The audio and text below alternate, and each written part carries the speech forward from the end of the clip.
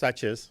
Or what are you hoping to do in regards to the increase in hospitalizations? Well, like I mentioned, we are watching the CLI. That is plateauing. The hospital admissions have slowed. I don't think we've reached the peak yet, but I think we're going to settle in hopefully this week or next week. But in terms of shutting down, we're not shutting down. We're going to have schools open. We're protecting every Floridian's job in this state. We're protecting people's small businesses. These interventions have failed time and time again throughout this pandemic, not just in the United States, but abroad. They have not stopped the spread, and particularly with Delta, which is even more transmissible. If it didn't stop it before, it definitely ain't going to stop it now. And so I think it's very important that we understand that.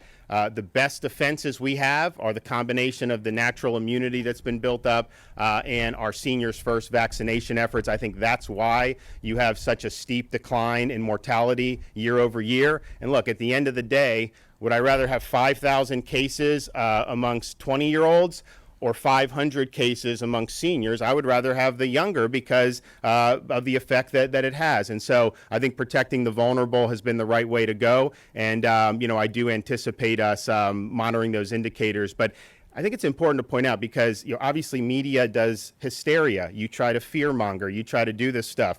And when they'll talk about hospitalizations, our hospitals are open for business. Like I said, Jackson, the COVID patients are half of what they were last year. Even in places that have more, COVID patients represent a fraction of the overall hospital beds. And so I don't want to see a repeat because of some of the media hysteria with people who have heart problems or stroke are not going in to get care. That happened in March of 2020 and in April. There was a huge decline in people who would show up to the ED. Literally, people are having heart attacks at home because they thought that there weren't either not enough room in the hospital or they thought that they would get COVID and die as a result of that. So we don't want to follow that.